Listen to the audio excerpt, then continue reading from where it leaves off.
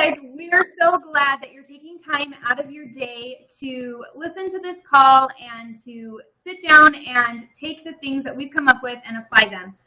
Britt and I have been talking, and we kind of wanted to do a different take on the call. We usually, you just call in, you listen, you get a little inspiration, but we wanted to help you guys see that building this business, you don't have to spend hours on hours working the business. Like, you can actually get quite a bit of work done in just a short amount of time if you have, a plan in place and things that you want to do. And so we're going to do a team power hour. What we're going to do is we're going to kick off with personal development, because I think so many coaches overlook personal development. Because I was guilty in the beginning of overlooking personal development.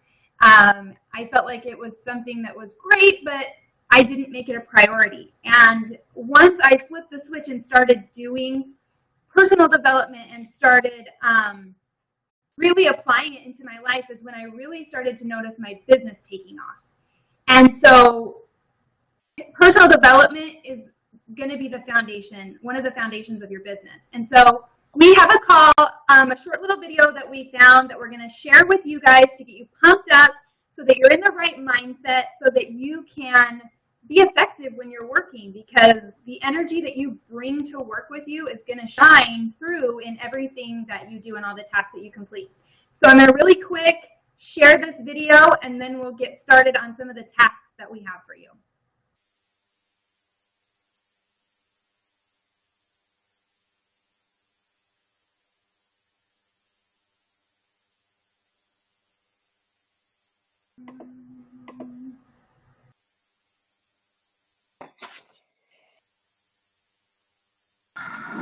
I told Mr. Can you hear it, Britt? I wanted to be a disc jockey. Someone asked me to tell this story. And he said, Les Brown, he said, if you want to do anything worthwhile in life, you got to be hungry. So I started working to develop myself. He said, I want you to practice every day being a disc jockey. I said, but I don't have any job. I said, it doesn't matter. He said, it's better to be prepared for an opportunity and not have one than to have an opportunity and not be prepared.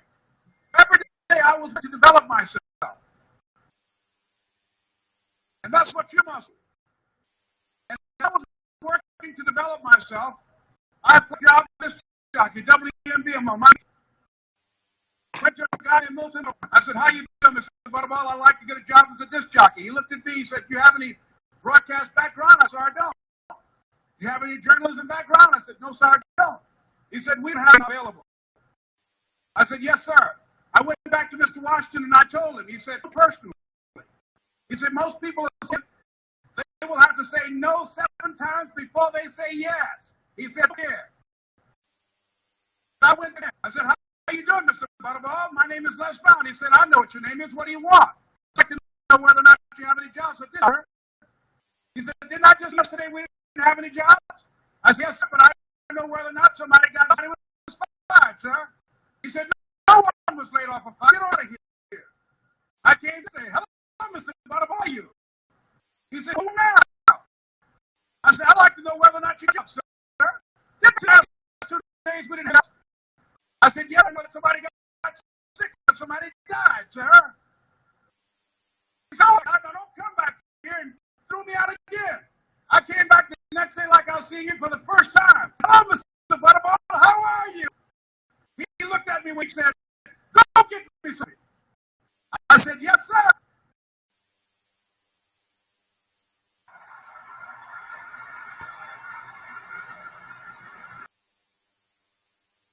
And I went to get him some coffee. After a while, I would give them lunch and dinner, and I would go in the control rooms and give disc jockey food, and I would not leave until they would ask me to leave. Then they started trusting me to pick up entertainers in town. Entertainers like the Four Tops and the Temptations and Donna Ross and the Supremes. I would drive them all around the beach in the disc jockey's big low Cadillacs. I didn't have any drivers like it. I was driving like I had some. And one day, one Saturday afternoon, while I was at the radio station, a gun rock was breaking while he was on the air. I was the only one looking at him through the control rooms, walking back and forth, young, red, hungry. I was in drink. Greg Rock, I was going to get into some more if he'd asked me to. Pretty soon the phone rang and it was a gentleman. And I answered the phone. He said, Les, this is Mr. Klein. I know. He said, "Which is program?" I said, I know. He said, "Would you call DJs in?" I said, "Yes." I hung the phone up. I said, "You think I'm crazy?"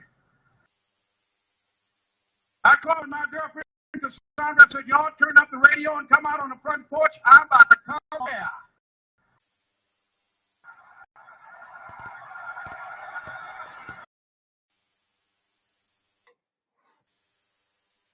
I waited for about 20 minutes.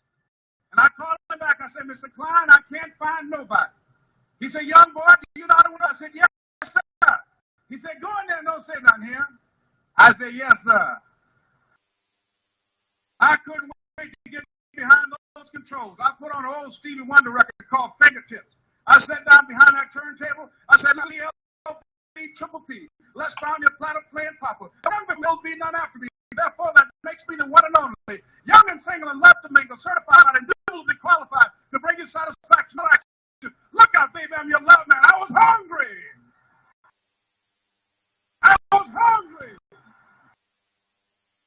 You got to be hungry.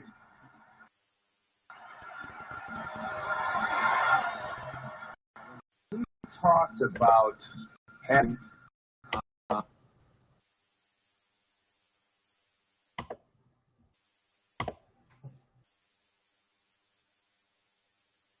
Okay, so that is one of my favorite videos to get myself pumped up and ready to go, because you got to be hungry. You want this, you got to feel that passion from inside. And other people see that in your messages, in your posts. They see that fire within you. So you've got to bring the fire.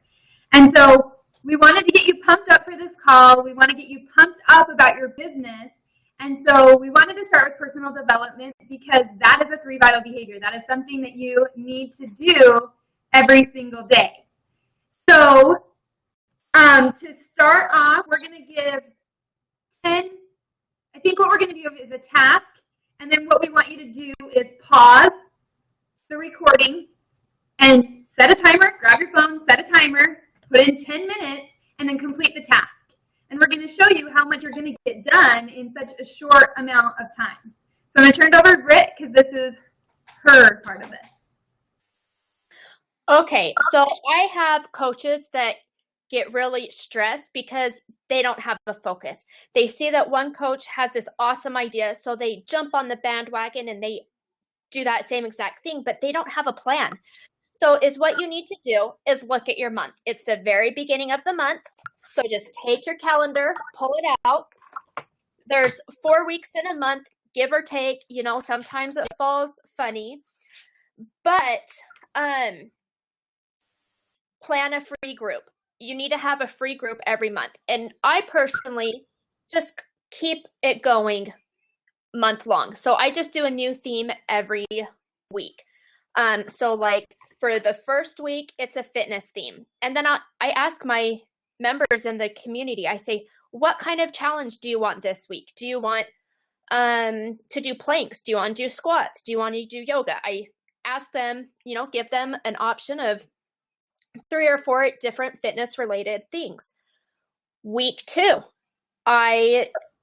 this month, since the 21-day fix is on sale, I'm going to do a 21-day fix sneak peek and give them tips and pointers and help them see why the 21-day fix is so awesome. Week 3, I generally do this more of a coach invite process. And then week 4 is like a clean eating type group. So just look at your month and see when you want to do your free group and come up with your topics. So pause right now, come back after 10 minutes and have your free group planned out. Okay, so now, oh wait, Britt's got, are you done? I'm not done. No. Okay, Go so ahead. you got your free groups planned, but what about your paid group? I know that my next paid group is going to start the last Monday of the month. So that's going to be October 26th. That means I have to have my challengers and my success club locked in by the 20th so that they can have the tools ready by the 26th. And I just do a preseason. So that's, introducing the concept of a challenge group and how to check in and what they need to do so that they can be prepared so they can start the official challenge group that first Monday in November. So with November coming up, think about what happens in November. It's Thanksgiving. It's the holidays. It's starting to get cold. So what's your theme? What are you going to do as your challenge group in November? 5 minutes. I mean, that's all that this should take. Come up with a theme. Know when you're going to start your preseason, when you're going to start your first official challenge. Go. Okay. So now that you've planned out your free, when your free group is happening, you've got an idea of that. You know when you're going to be starting a paid group. Now you've got to put this into motion. So you've got to come up with who are your challengers going to be? Who are you going to invite to do this with you? So I want you to sit down and create a list. You need to go through your friends list and you just need to start writing names down. The best way to invite people is to have a list. Because number one, if you don't have a list, it's really easy to just not invite because you don't know who to invite. You're not sure where to start, or you talk yourself out of it. And so working from a list, you can just say, okay, I'm messaging 3 people today. It doesn't have to be in the order, just look at a name and send them a message, invite them, get to, start those conversations. But you have to have a list to work from because if you don't have a list, you're just shooting in the dark. Right? You don't really know what you're doing. And then you send someone a message and then you forget that you sent them a message. And maybe they were someone, that you talked to and then you forgot because you didn't write it down. And that maybe they said that maybe next time when the 21-day fix is on sale, I would love to, to do that with you, but you didn't write it down. So now you don't have that person's name anymore. So lists are so important. If you're someone who likes technology, do it on your computer. Do it in your phone. If you're someone who's pen and paper, that's me. If we have a fire, I'm in trouble. I'm a pen and paper, I love pen and paper. So I am always writing, but make sure you have a set place where you're doing it. You're not just putting it in this notebook here and then you're grabbing this notebook over here tomorrow and then you've got another notebook. You got to make sure that you have it with you. So I want you to take 5 to 10 minutes and make your list. It may take you longer. I mean, don't stop but I would have a minimum of 50 people on your list. Minimum. And you may think that is insane, but it's not. Once you start writing it down, you're going to keep thinking of other people. So write your list and then come back. Okay. So you've got your list. Okay, you've got your challenge group. You know when that's starting. You know when your free group's starting. If you've already started a free group this month, then you're going to want to be moving people over into your paid group. So we're going to create an event. And Britt can jump in here with me on this in a few minutes, but creating an event is a good way to reach more people. Because if I invite my friend Brittany, not my coach, but my friend Brittany to join this event with me, and she clicks that she's going, and it's a public event, her friends are going to see that she's attending this event. And they're like, wait, what is this event? So if you don't have a free group planned for this month and you haven't started one, I encourage you to make a free event. If you already have an event for this month going, create a challenge going, create a paid event, just so that they know what they're going to. And a few things to keep in mind when you're inviting to these events. Number one, don't invite other coaches. You only get so many invites. Yeah, you only get so many invites to your group. Don't waste them on other coaches. This is for you to reach your potential clients. This is for you to reach potential friends of clients. So you're not going to want to waste those invites. And while I'm honored when I get invites, they're not for me because I'm already doing my own groups. I have my own thing going. Now, if another coach invites you to one of their free events, I would personally, if you're wanting to just be a fly on the wall, send them a message and let them know that you're wanting to know what they're doing. Maybe they'll share what they're doing with you. Most coaches are pretty open about, their scripts and things like that. But I would encourage you not to click that you're going because your potential clients are now going to see this and they're going to follow suit, right? And now all of a sudden, all of your potential clients are joining another coach's challenge. And it's great to support other coaches, but you've got to protect your coaches. And that's another thing to think about. You never want to think ill about other coaches. You never want to question their integrity. But we all know that there are poachers out there. We know that there's people out there to get more clients.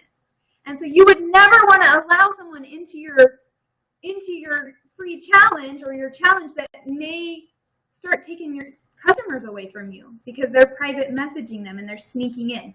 Now, here's my rule. My rule is I allow anyone in the downline, my downline, into the group. That's just something that I do personally because I feel like you can learn. But you have to decide and take a stand on how you're gonna, who you're gonna allow into your groups and how you're gonna run those. Because you are your own boss. This is your business, and you've got to take care of your business. You wouldn't let a burglar just walk into your store if you owned a jewelry store and just say, "Here, just come on in." I mean, you've got to protect. So make sure that you're not using your invites on other coaches, that you're using them just for potential clients. And another thing we talked about is don't mass invite. Don't just invite to invite. Think about who, if you're running a fitness challenge, think about when you're going to invite, click invite, is this something that I think that they may potentially be interested in? Or if you're running a busy mom boot camp, you're not going to invite a bunch of dudes. You're not going to invite a bunch of guys to jump in. That doesn't reach that channel. Common sense. Yeah, use your common sense and listen to your heart. It may sound cheesy, but a lot of times I will pray to have guidance on who to invite because maybe there's somebody out there who's been looking for a solution and maybe I have that answer. So listen to your gut, invite, and then you will never come off salesy because that's another concern a lot of coaches have is coming off salesy. And if I do an event, is this just going to come off as me being salesy? It's not if you do it the right way. Okay, so I want you to pause, go create your event, and then invite people from the list you just made. Okay, next. Okay, so now you've created your event. You've invited your people. They've, starting to accept or reject. A couple pointers on that. Never, ever look at who has declined it, who's not going to come. That is just going to give you bad energy that you don't want. You're going to be offended and you just want to just don't even think about it. But you're going to have people that are going to accept it and say, yeah, I'm going to go. They're going to join it. And other people are going to say maybe. So as they start to join, go message them and ask them if they have questions about, the challenge group or the free group. Just be like, hey, I saw that you want to join my free clean eating group. And then just give them some details. Say it's going to start on Monday. I'm really excited about it. If you have any questions, just let me know. Be watching for me to add you to the group. If they say maybe, well, just ask them if they have any reservations about it. Just say it starts on Monday. I'd love for you to join me. If there's something that's holding you back, let me know. And, maybe you can help them change that maybe into a yes. Find out, why they're hesitant to say yes. Maybe it's because they think you're going to try and sell them on something when the point of the free group is to build that relationship and establish that trust and give them the value so that you can help add value to their life and have that more fulfilling life. So that's your homework. After people start joining, go message them. Yes, and to message them, it doesn't have to be complicated, right? Honestly, it takes a lot of the pressure off because you already know that they're interested. They're willing to learn more. So I love doing events for free groups. However, I would recommend doing them maybe quarterly instead of every single month, because you want to have variety and you want to, that will come across as salesy if you're inviting the same people every month to a new group. Yeah, Okay. and I think if they see that, if there's someone who's declined and you're not checking your declines, which you shouldn't, then they're going to you might annoy them. Like that might come off if you're every single time you're running a free group, you're inviting them, that might come off a little salesy. So if you come in and check your declines, do it with that intention that you're doing it so that you don't annoy somebody else. But don't do it with the intention of, finding out who doesn't like Beachbody, who doesn't like what I'm posting. Because most of the time, that's not what it's about. It's just not the right time. Maybe they have a busy month and they don't have time for it. Right. And I know, for example, Brittany and I do not require you to be our customers for free groups. We don't make our people sign up for a free account with us. We used to, but you know what? I just found that your free group is free and it's for providing value. And if someone already has another coach,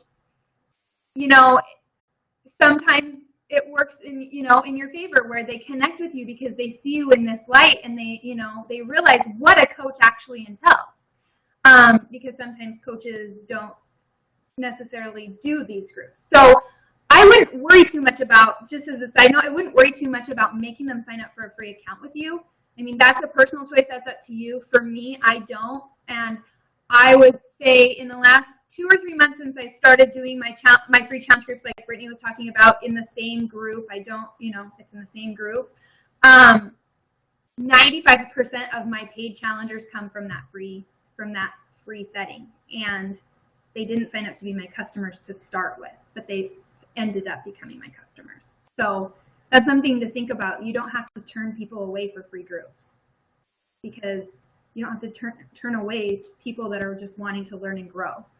All right. So ready to wrap up? Is that where we're at? Okay. I think so. So now that you've done all this, look at what you've accomplished in less than an hour.